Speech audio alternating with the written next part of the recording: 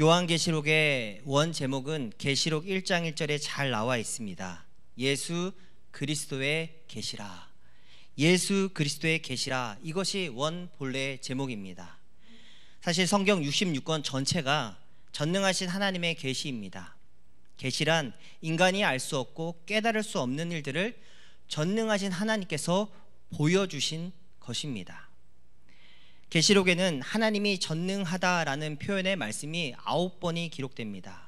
신약 성경에서 하나님이 전능하다라는 말씀이 12번 기록된 것을 봤을 때 특별히 계시록에 전능하신 하나님에 대한 강조, 이것을 통해서 믿는 성도들에게 전하고 싶은 메시지가 분명하다라는 것입니다.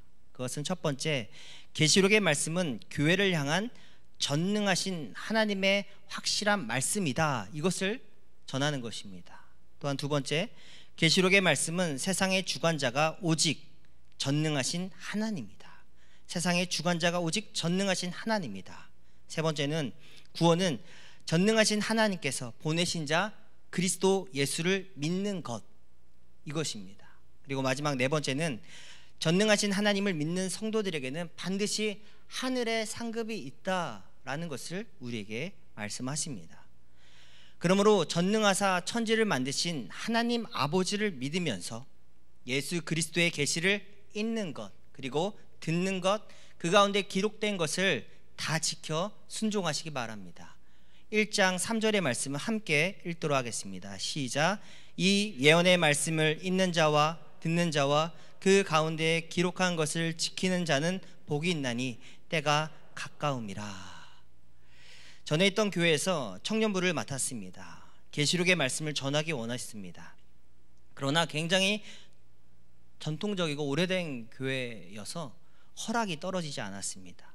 여러 가지 이유가 있지만 계시록은 너무나 무서운 말씀이고 너희가 해석하기에 감당하기에 버거운 말씀이기 때문에 안 된다는 뉘앙스가 강했습니다.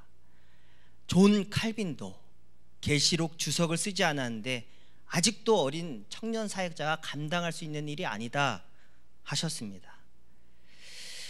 전통교회가 계시록의 말씀을 바르게 전하지 않으니까 세상의 이단들이 계시록의 말씀을 마음대로 해석합니다.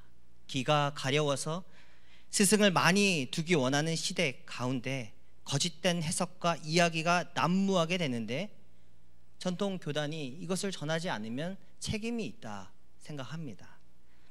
성경 66권의 말씀이 이미 그리스도 예수의 계시임에도 불구하고 요한계시록의 말씀은 두렵고 무서운 계시의 말씀이라 하여 그저 모셔두는 것은 옳지가 않습니다.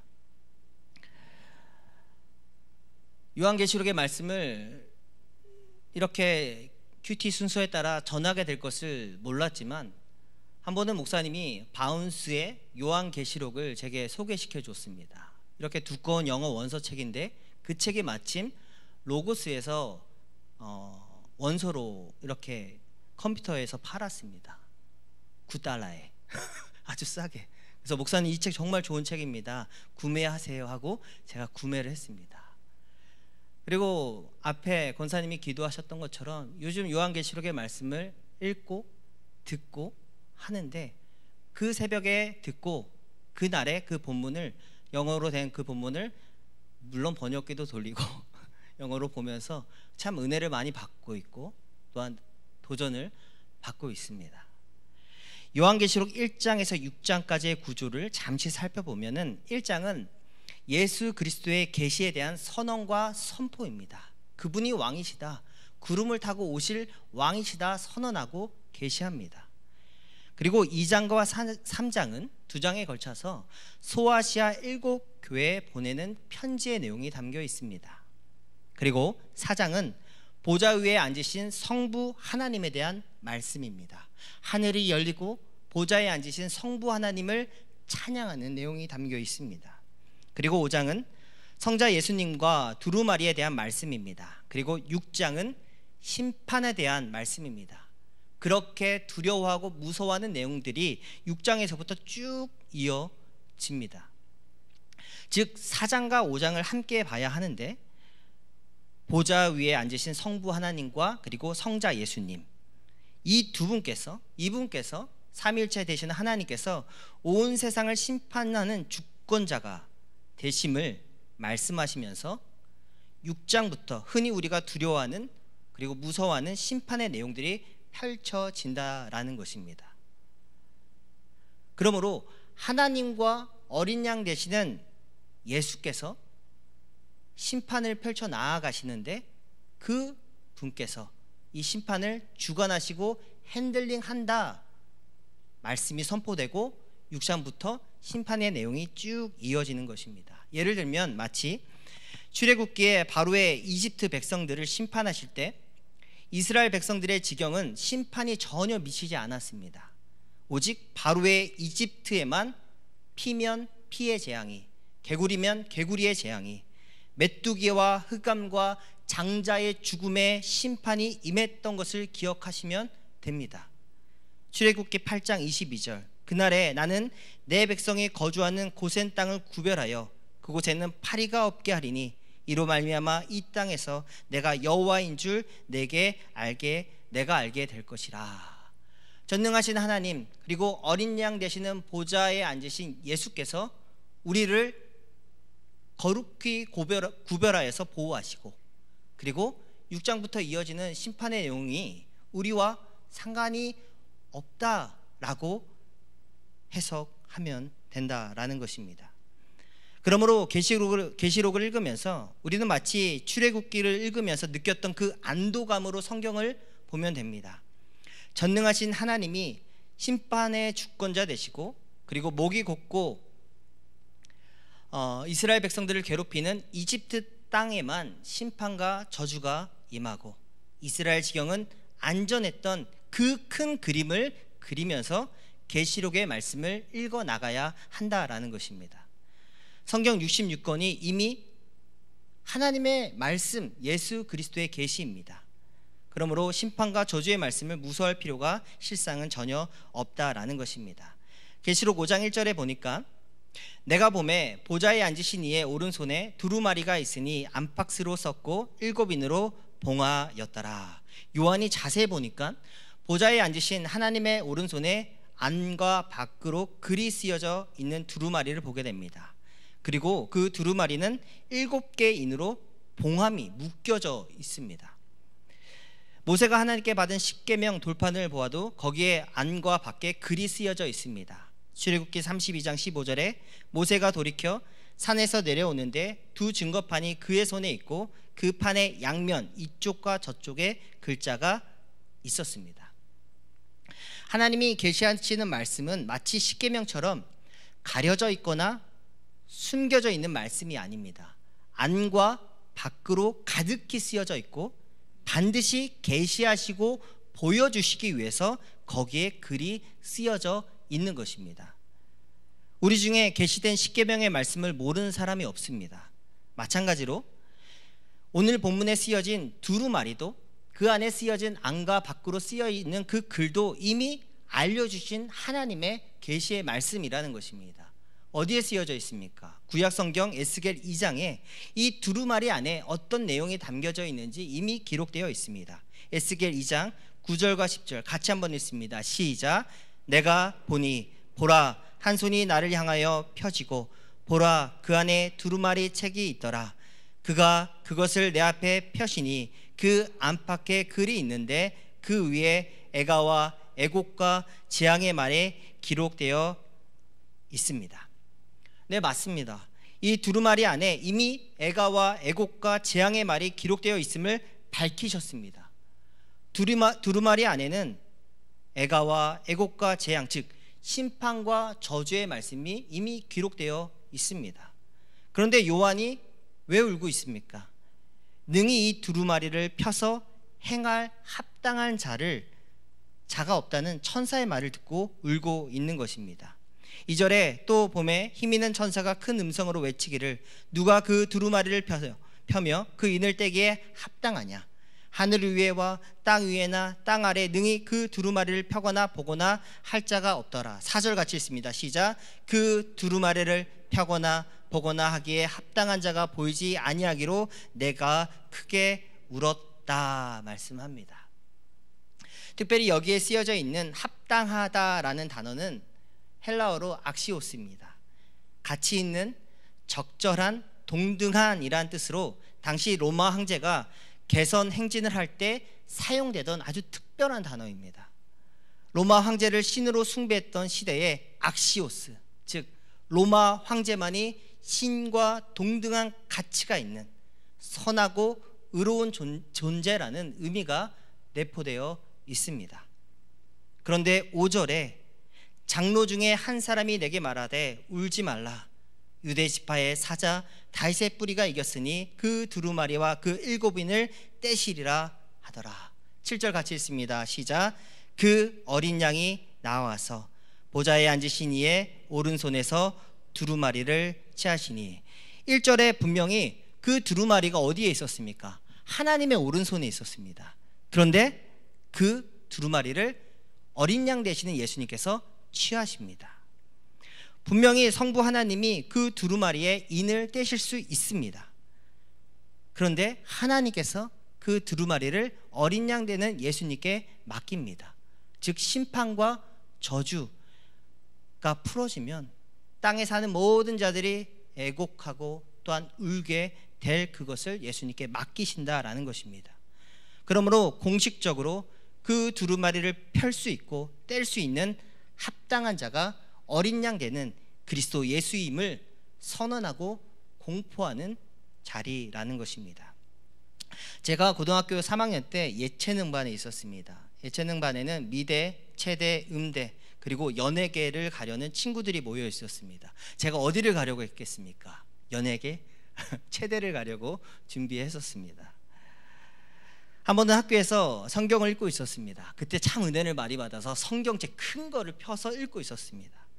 그때 음대를 준비하는, 특별히 소리를 크게 지르고 높은 음역대를 자랑했던, 락을 좋아했던 한 친구가 제게 오더니 우리 어린 양 성경 읽어, 이렇게 하는 것입니다. 그런 말이 저의 심기를 건드릴 수 있다라고 생각했던 것 같습니다. 그리고 바로 옆에 발라드를 잘 불었던 황씨성을 가진 친구가 제게 이렇게 말했습니다. 종교는 나약하고 힘없는 사람들이 갖는 거 아니냐, 그 나약함의 증거가 어린 양 아니야? 이렇게 저에게 이야기하고 강조했습니다. 어떻게 생각하십니까? 구약 성경에는 어린 양의 이미지가 도살장으로 끌려가는 나약한 모습입니다. 이사야 선지자는 또한 털 깎는 자 앞에 잠잠한 양과 같다라고 묘사했습니다. 또한 신약 성경 전체에서 사도 요한이 쓴 글에서만 예수님이 어린 양이다 쓰여져 있습니다. 요한복음 1장 29절에 요한이 예수께서 자기에게 나오심을 보고 이르되 보라 세상 죄를 지고 가는 하나님의 어린 양이다 선언합니다. 죄를 지고 간다, 나약한 모습이다 강조합니다. 그리고 요한계시록에서 다시 한번 요한은 예수님을 어린 양이라 부릅니다. 요한계시록에만 어린 양이란 칭호가 몇 번 쓰여진지 아십니까? 28번이 강조됩니다. 그러나 요한계시록에 28번 어린 양으로 묘사되는 예수 그리스도는 더 이상 나약하고 연약한 모습으로 계시되지 않고 묘사되지 않습니다. 분명한 것은 그 어린 양, 그가 일찍 죽임을 당한 것은 맞지만 이제는 하나님으로부터 두루마리를 취하시고 그리고 그 두루마리의 인을 뗄 수 있는 합당한 분으로 선언된다라는 것입니다.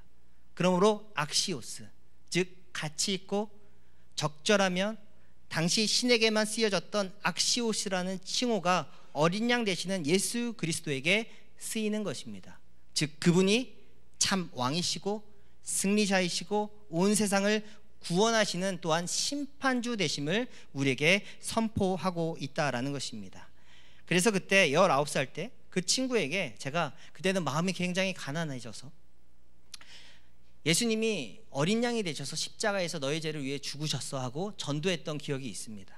그런데 만약 지금 다시 만난다면 승리자 되시고 또한 만왕의 왕이신, 그리고 세상을 심판을 행하실 그분이 왕이심을 힘있게 전하고 싶습니다. 8절에 보십시오. 어린 양 되시는 예수님이 그 두루마리를 취하십니다. 본격적인 대관식이 진행되고 성도들이 노래를 부릅니다. 9절의 말씀을 은유를 느껴가면서 찬양을 하듯이 한번 읽어보도록 하겠습니다. 어려운데요. 시작. 그들이 새 노래를 불러 이르되 두루마리를 가지시고 그 인봉을 떼기에 합당하시도다. 일찍이 죽임을 당하사 각 족속과 방언과 백성과 나라 가운데에서 사람들을 피로 사서 하나님께 드리신다 라고 찬양을 부르고 있는 것입니다. 내 생물과 24 장로들이 그분이 합당하다, 그분이 왕이시다 라며 노래를 부릅니다. 11절에는 보좌를 중심으로 생물들과 장로들이 둘러서서 많은 천사가, 그 수가 너무 많아서 이렇게 표현합니다. 만만이고 천천이다. 수많은 천사가 둥그렇게 둘러서 다시 한번 어린 양 되시는 주님을 12절에 찬양합니다. 12절 같이 읽습니다. 시작. 큰 음성으로 이르되 죽임을 당하신 어린 양은 능력과 부와 지혜와 힘과 존귀와 영광과 찬송을 받으시기에 합당하도다. 찬양합니다. 큰 음성으로 이르되 크게 부릅니다. 죽임을 당하신 어린 양은 능력과 부와 지혜와 힘과 존귀와 영광과 찬송을 받으시기에 합당하다고 찬양하고 있습니다. 죽임을 당한 어린 양이 이제는 더 이상 나약하고 미약한 것이 아닙니다. 왕이시고 승리자 되신다. 악시오스, 합당하다고 말합니다. 요한은 다시 한번 13절에 또 한 번의 찬양을 더 듣습니다. 하늘 위에와 땅 위에와 아래와 바다 위에 그 가운데 모든 피조물들이 13절에 찬양합니다. 우리 13절 화면에 있는 말씀, 어린 양에게 찬송과 시작. 어린 양에게 찬송과 존귀와 영광과 권능을 세세토록 돌릴지어다 하고 모든 피조물들이 다시 한번 주님을 찬양하고 있습니다. 그래서 마무리로 14절에 내 생물이 이르되 아멘하고 장로들은 엎드려 경배를 드립니다. 아멘. 엎드려 경배를 드립니다. 계시록의 말씀은 그러므로 두렵고 무서운 말씀이 아니라 경배받기에 합당하신 어린 양 되시는 그리스도를 믿는 성도만이 기뻐하며 즐거워하며 감사 가운데 읽을 수 있는 책이다 말씀드립니다. 정말 예수 그리스도를 믿는 성도만이 놀라운 감격 가운데 읽다가 찬양하게 되는 책이 바로 계시록의 말씀이라는 것입니다. 일찍 죽임을 당하신 어린 양의 본질적인 가치와 우리가 어린 양 되시는 그리스도를 찬양하고 따를 수 있는 것은 그리스도 예수께서 무엇보다도 하나님의 말씀에 순종하셨기 때문입니다. 어린 양 되시는 그리스도께서 전능하신 하나님의 말씀에 순종하였다라는 이 말씀이 9절의 찬양 가운데 잘 녹아져 있습니다. 1절에 일찍 죽임을 당하시는 순종을 하셨습니다. 십자가에 달리시는 순종을 하셨습니다. 그래서 두 번째, 당신의 피로 사람들을 사서 하나님께 드리는 순종을 하셨습니다. 그리고 세 번째, 그 순종의 결과 어린 양 되시는 그리스도를 따르는 사람들은 누구나 하나님 앞에 나라와 제사장으로 서게 된다라는 약속이 주어집니다. 그러므로 그리스도께서 하나님의 말씀에 순종하여 일찍 죽으시고 희생하시는 그 위대한 구속 행위를 찬양하는 것이 합당합니다.